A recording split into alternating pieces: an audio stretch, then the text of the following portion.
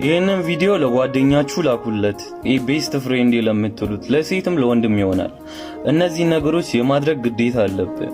የምሬን ነው የምልህ። ላኩላቸውና ይስሙት። እነዚህ ነገሮችን የማድረግ ግዴታ አለባቸው። አንደኛውና የመጀመሪያው እኔ በሌለውበት ቦታ እኔ ነህ። ምን ልፈልግ መሰለ? እኔ በሌለውበት ቦታ ስለኔ መጥፎ ነገር እየተወራ እኔን ስለሚመለከት ነገር እየተወራ ከሆነ እኔን ወክለህ ትናገራለህ። ስለኔ መጥፎ ነገር እየተወራ ከሆነ በእኔ ስም ትከራከራለህ።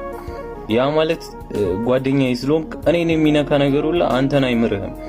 ያ ማለት እኔ ማለት አንተ ነህ ማለት ነው። ያንን ታደርጋለህ። ሁለተኛ ሲከፋኝ ወይንም ሳዝን ስረበሽ ከጎኔ መሆን ግዴታ አለብህ። በቃ ጓደኝነት ለመቼ ነው?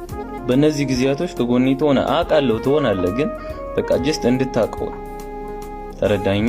ውስጤ ሰላም ሳይሆን ሲቀር ስሜቴ ሲረበሽ፣ ሲከፋኝ፣ ሲደብረኝ ከጎኔ መሆን ግዴታ አለብህ። ሶስተኛ በምንም ታምር አንተ ከኔ በቀር ሚስጥረኛ ጓደኛ ሊኖር አይችልም። ምክንያቱም አንድ ሰው አንድ ሚስጥረኛ ጓደኛ ነው የሚያስፈልገው። ለምን እንዳልኩ ታውቃለህ? ሚስጥሬን ለሚስጥረኛዬ ሚስጥር ብዬ ብነግረው ሚስጥረኛዬ ለሚስጥረኛው ሚስጥር ብሎ ነገረው የሚባል አባባል አለ።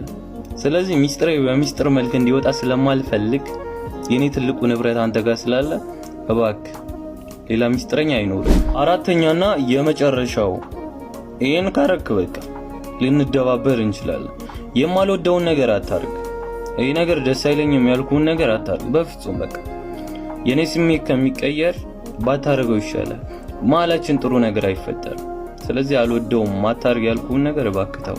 ከዛ በተረፈ ግን እኔ ህይወት ውስጥ ስላለ እድለኛና ደስተኛ ነኝ። ችግርህን አብረን እንፈታዋለን፣ ችግሬን አብረን እናልፈዋለን። ስለተዋወቅኩ ደስተኛ ነኝ። የምር ክፉ አይንካ።